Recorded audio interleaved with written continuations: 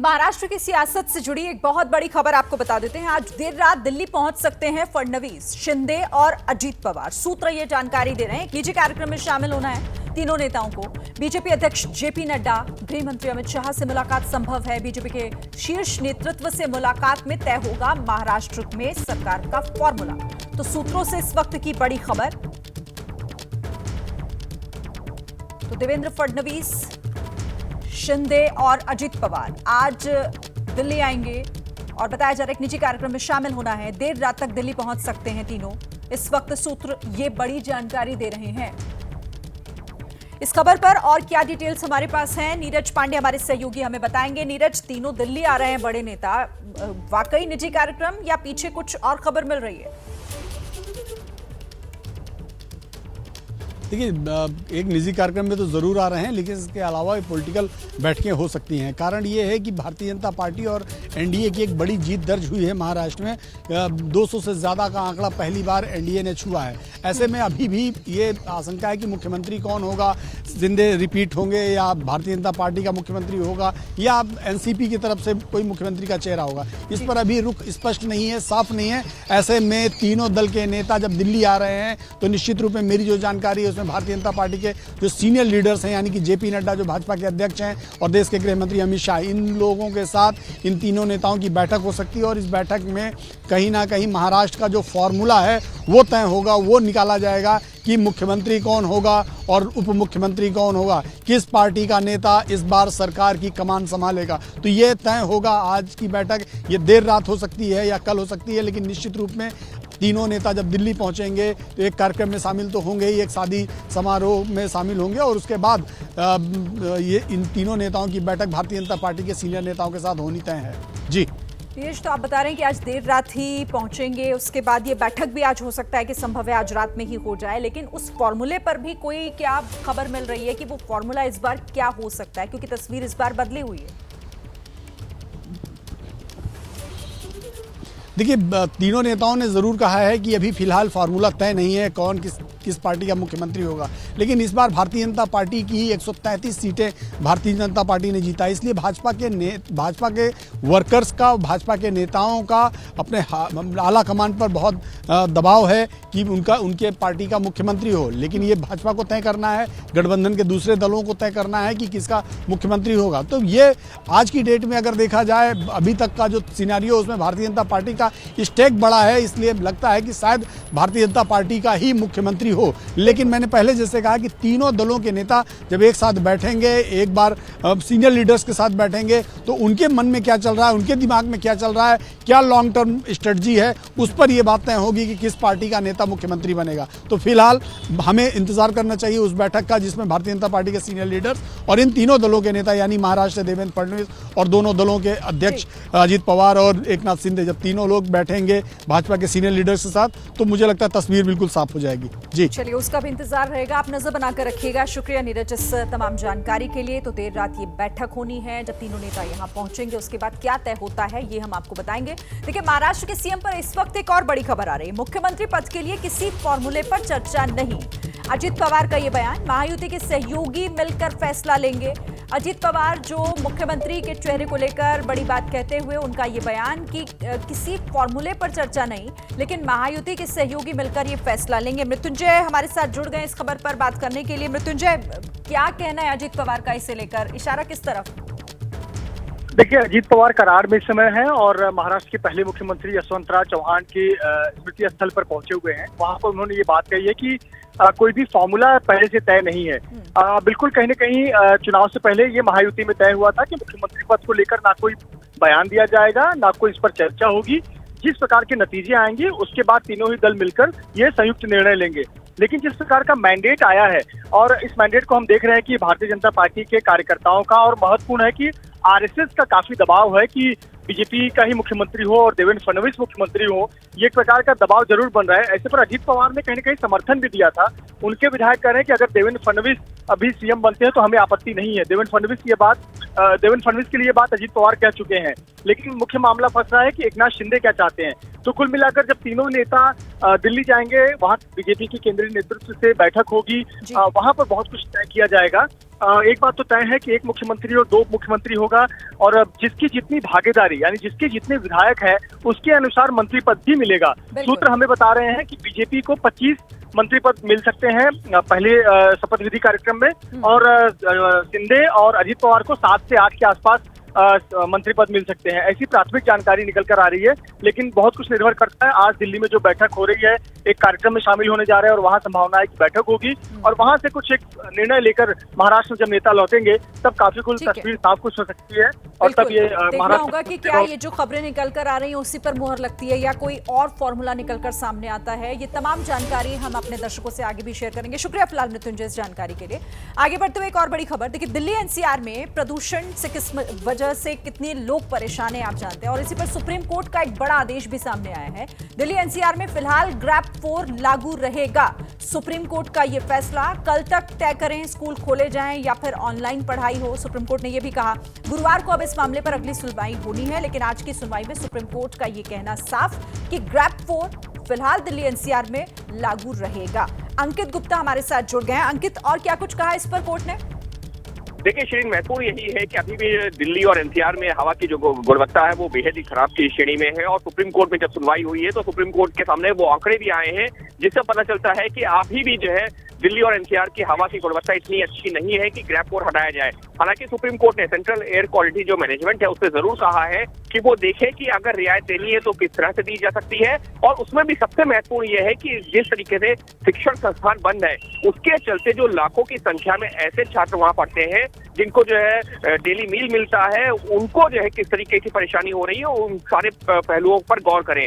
और central air quality management अब जो है उम्मीद की जा रही है कि कल दिन भर में ये तय कर लेगा कि अगर स्कूल खोलने हैं तो कैसे, लेकिन फिलहाल ग्रैप 4 लागू है। ठीक है अंकित, आप हमारे साथ रहिए, आगे भी इस पर बात करेंगे, लेकिन जरा हम अपने दर्शकों को बता देते हैं कि आखिर ये फैसला है क्या। दिल्ली में प्रदूषण की स्थिति को लेकर सुप्रीम कोर्ट ने आज क्या कहा है। देखिए दिल्ली एनसीआर में प्रदूषण किस तरह से मुसीबत लगातार बढ़ा रहा है ये सभी जानते हैं, लेकिन फिलहाल कोर्ट ने भी इस पर पहले भी सख्ती दिखाई थी। अब सुप्रीम कोर्ट ने क्या कहा है, दिल्ली एनसीआर में फिलहाल ग्रैप 4 लागू रहेगा। ये बड़ी टिप्पणी सुप्रीम कोर्ट की, ये बड़ा फैसला। दूसरी तरफ उन्होंने ये भी कहा है कि कोर्ट कमिश्नर पहले की तरह अपना काम जारी रखेंगे, जिस तरीके से फिलहाल कर रहे हैं वो आगे भी जारी रहेगा। शिक्षण संस्थानों पर सुप्रीम कोर्ट ने कहा कि इन्हें खोलने के विकल्पों पर विचार हो, यह तय किया जाए, इस पर विचार विमर्श किया जाए कि इन्हें खोला जाए या फिर नहीं, या ऑनलाइन पढ़ाई हो। AQI मैनेजमेंट कमेटी तय करे स्कूल खुले या फिर ऑनलाइन पढ़ाई जारी रखी जाए। ये महत्वपूर्ण फैसला। अंकित, अब इस तरह की सिचुएशन जो आप भी बता रहे हैं कि अगर स्कूलों को बंद किया जाएगा तो कई तरह की दिक्कतें और भी हो सकती हैं, इस पर क्या कोई स्पेशल निर्देश कोर्ट की तरफ से दिए गए हैं? कैसे तय होगा ये? देखिए ये सेंट्रल एयर क्वालिटी मैनेजमेंट है जो ये तय करेगा कि स्कूल अगर खोलने भी हैं तो कैसे खोलने हैं, और क्या ये भी एक वहां पर चर्चा ये भी हुई है कि इस तरीके के विकल्पों पर विचार किया जा सकता है कि जो बच्चे इस तरीके के, यानी कि एक तरह से जो बच्चे जो है ऑनलाइन मोड में कंफर्टेबल हैं तो उनको ऑनलाइन मोड में ही पढ़ाया जाए, और जो बच्चे ऑनलाइन मोड में नहीं, यानी कि जिनके पास में ये सुविधा नहीं है कि वो ऑनलाइन मोड में पढ़ाई कर सके, उनके पास में जो विकल्प उनको ये दिया जाए कि वो ऑफलाइन मोड में, यानी कि स्कूल में आकर के पढ़ाई कर सके। तो ये वो तमाम पहलू हैं जिनको लेकर के सुप्रीम कोर्ट में चर्चा हुई है, और सुप्रीम कोर्ट ने अब सेंट्रल एयर क्वालिटी मैनेजमेंट से ही कहा है कि वो तमाम पहलुओं पर गौर करे और उसके हिसाब से फैसला ले। AQI मैनेजमेंट कमेटी को ये तय करना है कि स्कूलों को लेकर, उन्हें खोलने को लेकर क्या किया जा सकता है। शुक्रिया, नजर बनाकर रखिएगा फिलहाल अंकित। संभल हिंसा पर पुलिस ने बड़ी कार्रवाई की है। बड़ी खबर आपको इससे जुड़ी हुई बता देते हैं। देखिए जफर अली को पुलिस ने हिरासत में लिया है। मस्जिद कमेटी के अध्यक्ष हैं जफर अली, जिसे हिरासत में लिया गया है। संभल हिंसा पर इस वक्त का बड़ा अपडेट, बड़ी खबर, जफर अली पुलिस की हिरासत में। मस्जिद कमेटी के अध्यक्ष हैं जफर अली, जिन्हें पुलिस ने हिरासत में लिया गया। तो संभल हिंसा में लगातार पुलिस जांच भी कर रही है और कार्रवाई भी कर रही है, जिसमें ये बड़ी कार्रवाई, मस्जिद कमेटी के अध्यक्ष हिरासत में लिए गए हैं संभल में। तो संभल हिंसा में हिरासत में जफर अली को लिया गया है। संभल में जिस तरीके से हिंसा भड़की, जिस तरीके से हिंसा को भड़काने का काम किया गया, उस मामले में पुलिस की कार्रवाई।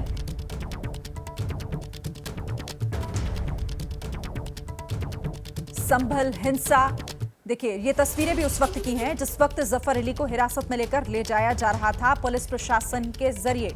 ये देखिए तस्वीरें उस वक्त की आपके सामने। जफर अली हिरासत में लिए गए हैं और मस्जिद कमेटी के अध्यक्ष हैं। एक रिपोर्ट आपको दिखाते हैं। शाही जामा मस्जिद के सदर जफर अली को पुलिस जो है वो अब हिरासत में ले रही है संभल हिंसा के मामले में। देखें यहाँ पर पुलिस जो है वो अब जो है वो आगे जा रही है। जफर अली आप साहब आपको हिरासत में ले रहे हैं? हाँ, हिरासत में ले। कुछ कोई वजह नहीं बताई, ये बताया कि आपका रोल गड़बड़ है, बस ये कुछ नहीं बताइए, ये बाद में बताएंगे मुझे जब मैं कोतवाली पहुंच जाऊंगा। तो फिर उसकी वजह क्या बता रही, क्या संबंध? कोई वजह अभी ये नहीं बता रहे हैं, ये मैं वहाँ कोतवाली जाने के बाद मुझे बताएंगे क्या करना है क्या नहीं करना है।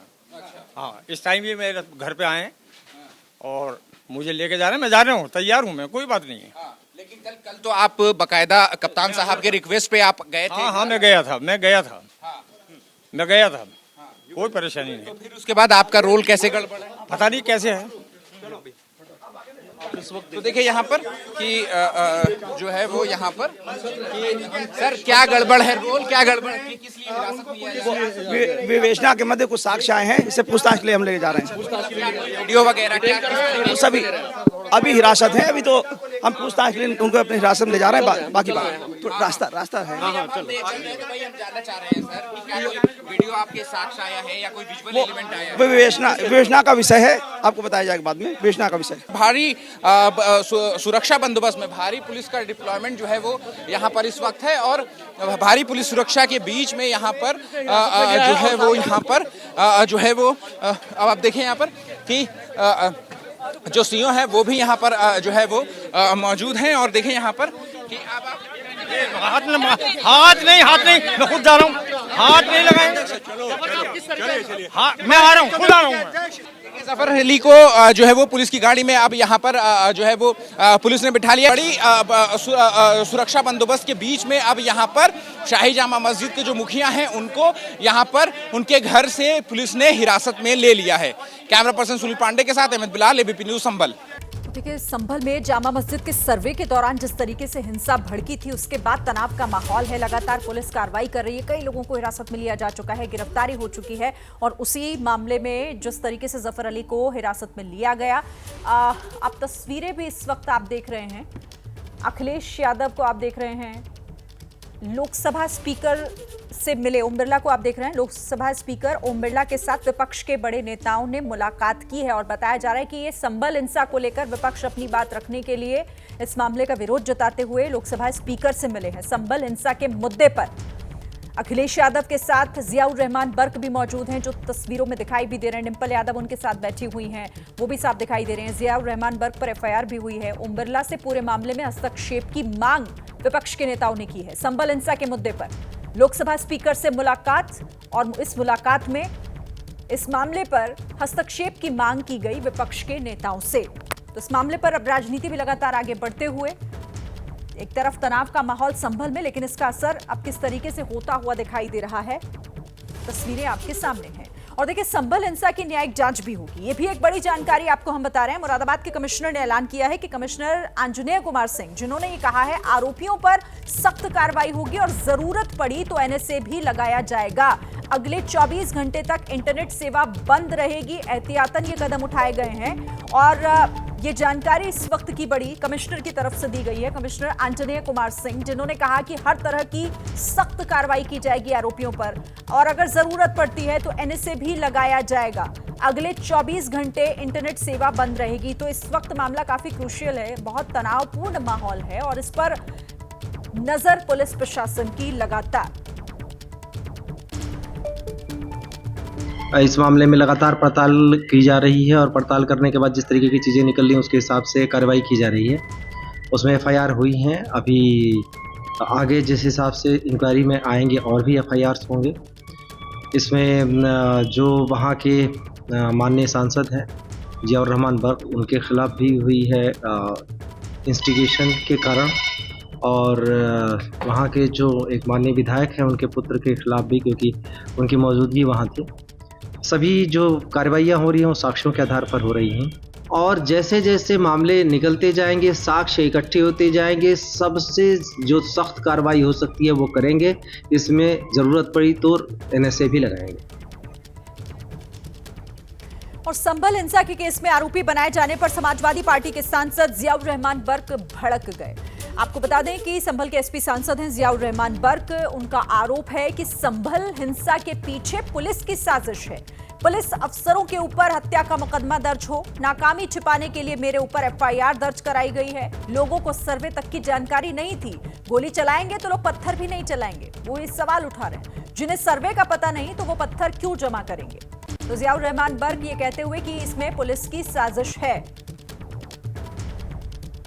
आपका भी नाम जो है एफआईआर में दर्ज कर दिया गया है। जो पूरी घटना घटी है, जो घटना घटी है, इसके पीछे पुलिस प्रशासन का हाथ है। उन्होंने इस घटना को अंजाम दिया है, प्री प्लान तरीके से करा है। उस घटना को छुपाने के लिए, अपनी नाकामी को छुपाने के लिए, और जिससे कि मैं अपने क्षेत्र के लोगों की मदद नहीं कर सकूं, कानूनी मदद नहीं कर सकूं, उस आवाज़ को दबाने का प्रयास करने के लिए मेरे खिलाफ मुकदमा दर्ज किया है।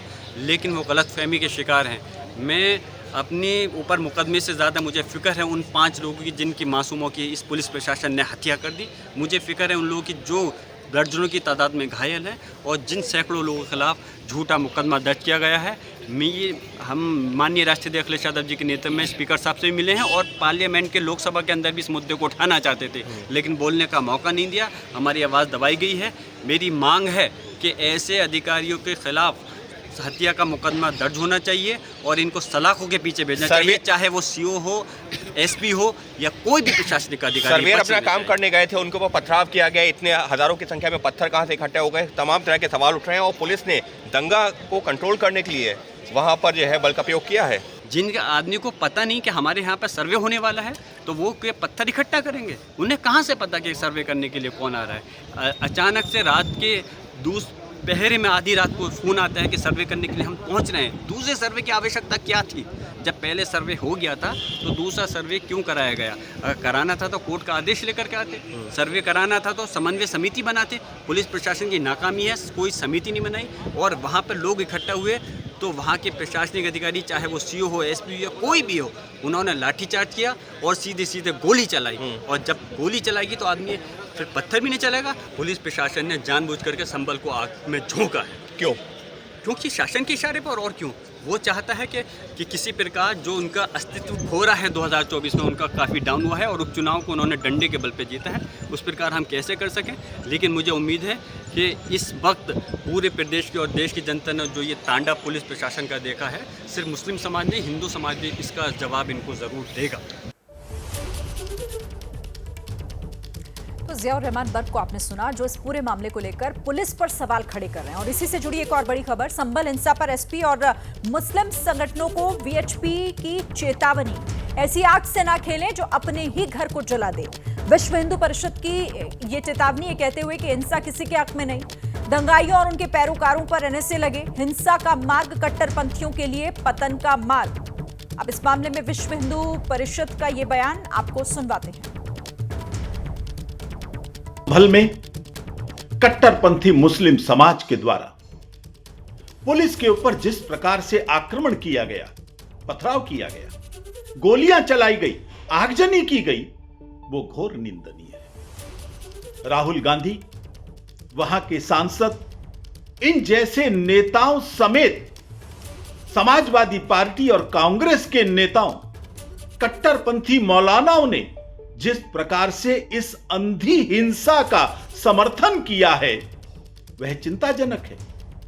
हमारी मांग है कि दंगा करने वालों और इन नेताओं को जिन्होंने भड़काया है, इनको तुरंत गिरफ्तार करके इन पर रासुका लगाई जानी चाहिए। ऑल इंडिया शिया पर्सनल लॉ बोर्ड के महासचिव यासूब अब्बास का बयान भी आपको बता देते हैं। मंदिर मस्जिद के नाम पर इंसानियत का कत्ल ना हो, मंदिर मस्जिद के नाम पर खून ना बहे, आपस में ना लड़े हिंदू मुसलमान। यासूब अब्बास का ये बयान कि मंदिर मस्जिद के नाम पर ये खून खराबा ना हो। यही अफसोस की बात है कि संभल में जिस तरीके से खूनी होली खेली गई, अगर मंदिर और मस्जिद के नाम के ऊपर कत्ल होने लगे, मंदिर और मस्जिद के नाम के ऊपर हिंदू मारा जाए या मुसलमान मारा जाए, इंसानियत का कत्ल हो रहा है।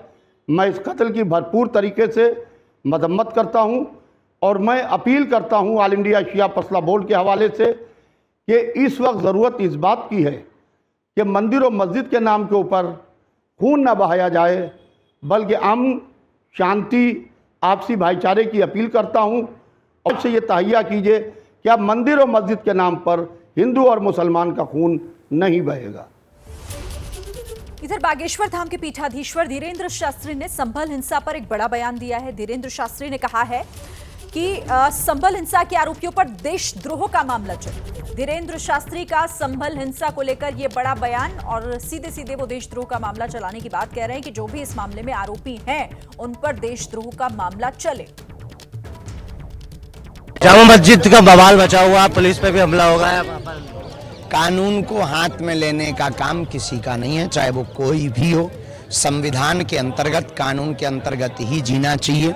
ये जिन्होंने भी कृत्य किया राष्ट्रद्रोही है, इन पर देशद्रोह का मुकदमा चलना चाहिए, इन्हें अंदर करना चाहिए। यात्रा में दंगे की सुनवाई हो रही है, यात्रा लोग ऐसा कह रहे हैं, पर आध्यात्मिक यात्रा दंगा के लिए नहीं, गंगा के लिए होता है।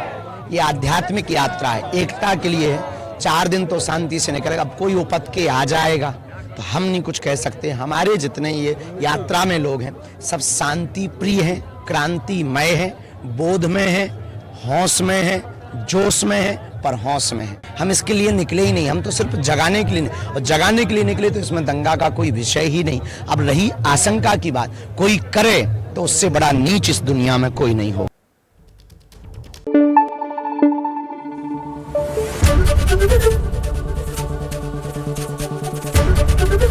एबीपी न्यूज आपको रखे आगे।